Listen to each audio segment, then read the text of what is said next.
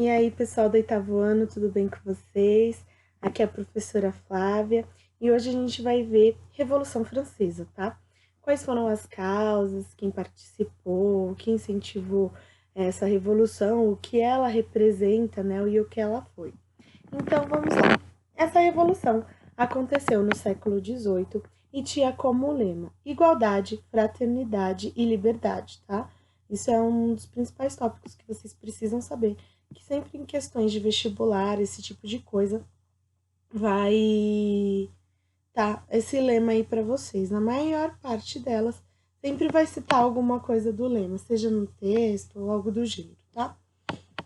Então, o que é uma revolução, para começo de conversa, né?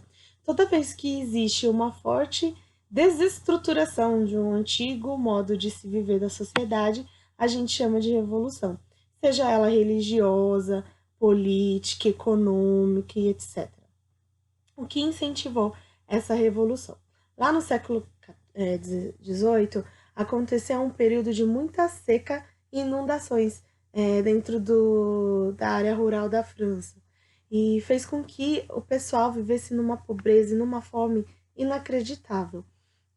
E nisso, esse pessoal do terceiro estado era o que mais sofria, porque nós temos uma sociedade estamental também.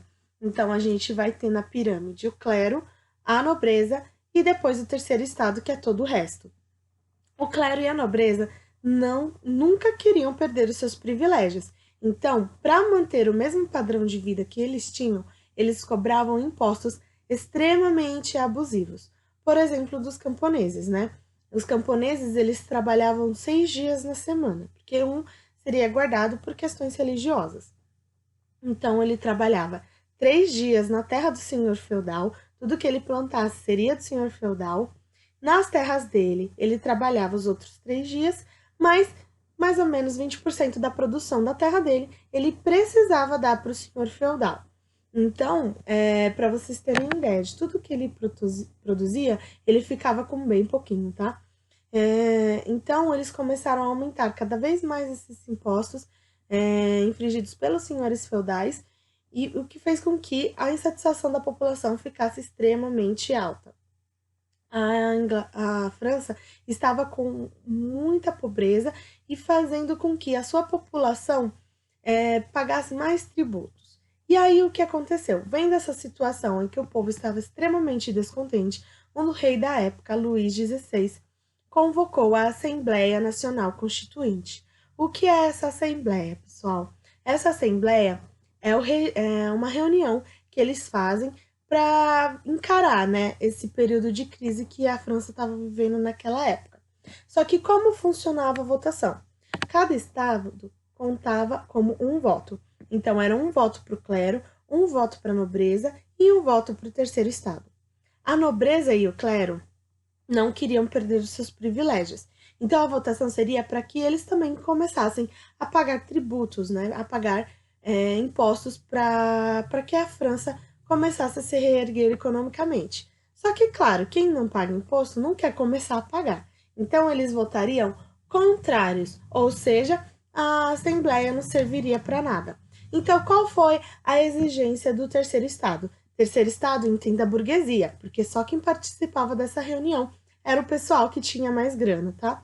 Então, o que eles queriam? Que esses votos não fossem mais por estado, mas sim individuais, porque a maior parte, mais de 50% dessa assembleia, continha pessoal do terceiro estado. Então, se eles fossem por votos individuais, com certeza os interesses do terceiro estado sairiam na frente da votação. Então, vendo que o terceiro estado estava pressionando muito o rei, o que o rei fez? Cedeu. Começou a fazer, então, votos individuais e ficou regulamentado que agora a nobreza e o clero começariam a pagar impostos. E isso, pessoal, foi como dar um gostinho para esse terceiro estado de ficar com uma voz mais ativa politicamente, certo? Com isso, eles começaram a distribuir panfletos para informar a população politicamente. Então, eles começaram a ter mais acesso à política. Antes, eles não tinham acesso nenhum, tá bom? E aí, pessoal, em 14 de julho de 1789. É bem fácil lembrar essa data, porque o ano é sequência, né? 7, 8, 9.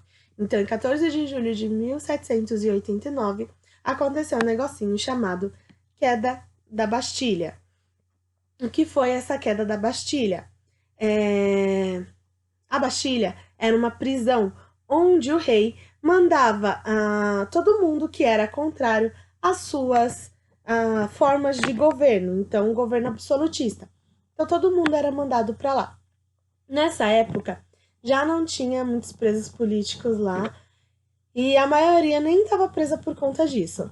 Mas o que acontece? Lá dentro tinha muito armamento. Ou seja, agora esse pessoal que estava descontente com Luís XVI, agora tinha armas. E armas para o povo, gente, geralmente não é muito legal para o seu governante, tá bom? E aí, pressionado mais ainda, ele teve que ceder aos anseios desse terceiro estado. Então, ele parou de cobrar os tributos e as obrigações que tinham com os senhores feudais, mas principalmente ele precisou assinar a Declaração dos Direitos do Homem e do Cidadão. E também precisou assinar a Constituição Civil do Clero. O que foi isso, tá? Os direitos do homem e do cidadão. O que foi isso? Eles agora teriam direito à propriedade privada. Antes, só quem era dono da terra eram os suceranos, tá bom? A terra era deles. Não existia qualquer meio, mesmo por mais rico que você fosse, de você conseguir uma propriedade privada. Então, eles agora teriam acesso à propriedade privada, tá bom? E também queriam um governo de igualdades e não mais estamental, ou seja, todos deveriam ser iguais, tá bom? A Constituição Civil do Clero foi o seguinte: antes o clero tinha extrema influência dentro do Estado, né? Então eles influenciavam em muitas decisões dos governos e leis e etc. Então, eles não queriam mais isso. Eles queriam agora que o país não tivesse mais essa influência tão grande da igreja e, além disso, que as terras que pertenciam à igreja agora iriam para o Estado, tá bom? E quem foi contrário a isso, dentro do clero, né, eram chamados de emirados, certo? Em 1795, a França se tornou um estado laico, ou seja, um estado em que não existia mais a influência da igreja dentro do seu governo. Então, pessoal, o que aconteceu? A burguesia, com cada vez mais poder, não queria mais ser comandada por um rei absolutista. Não queria mais. Então, o que eles fizeram? Eles falaram para o Luís XVI, você tentou fugir aqui, quis ir lá para a Alemanha, porque você está vendo que o bicho está pegando para você. Então, você vai fazer o seguinte, você vai dissolver a Assembleia Nacional Constituinte, mas antes, você vai vai assinar aqui a monarquia constitucional, tá? O que foi essa monarquia constitucional? Ela agora, a França, vai ser regida de acordo com uma Constituição. Nessa Constituição, o que vai valer? Agora você teria votações. Essas votações eram voto censitário. O que é um voto censitário, pessoal? Voto censitário é quando você precisava ter uma renda mínima para ter direito a votar. Desculpa. Outra coisa, eles queriam igualdade jurídica. Um nobre nunca seria julgado da mesma forma que um plebeu. Isso eles não queriam mais. Então, eles queriam uma igualdade juridicamente entre todos. Então, um conde vai ser julgado da mesma forma que um camponês. Em tese, né, pessoal? Até hoje não é muito assim.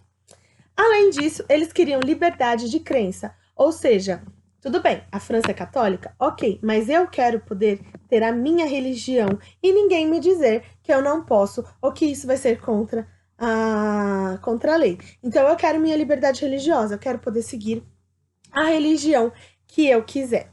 Eles também dividiram os poderes em legislativo, executivo e judiciário, tá bom? E também eles não queriam mais interferência do Estado dentro de questões econômicas. Nisso, pessoal, começou a surgir grupos políticos. Eram eles os jacobinos, que queriam mudanças na sociedade, que eram os pequenos burgueses e médios, tá bom? Os sans-culottes, esses caras aí, eles eram bem mais enérgicos quanto às mudanças que precisava ter na sociedade. Então, eles queriam o fim da propriedade privada e também queriam a reforma agrária. Aí a gente vai ter os girondinos, que era a alta burguesia e parte da nobreza e do clero, que queriam atitudes mais moderadas, tá? Então a gente vai mudar aqui algumas coisinhas, mas não precisa mudar tanto assim. A gente vai ter também os monarquistas, que não queria que tivesse nenhuma mudança política, e a gente vai ter os que eram do grupo das planícies. O que eram esses caras, tá? Esses caras eram parte da burguesia que viviam de empréstimos, dos juros dos empréstimos. Então, eles iam apoiar quem estivesse ganhando a batalha desses grupos políticos, tá bom? Então, o conteúdo vai ser esse, tá bom? De hoje. Aí, vocês façam os exercícios. Deixa eu ver aqui. Acho que página aqui, página. Que aí, na semana que vem, eu já mando para vocês a correção. Então, da página 80 até a página 96, tá? Eu vou deixar descrito na agenda. E aí, vocês façam bem bonitinho, tá bom? Que aí a gente corrige depois. Mas pra gente fixar o conteúdo, certo? Aí, vamos ver se semana que vem a gente já consegue voltar às nossas aulas normalmente. Certo? Beijo pra vocês. Tchau, tchau.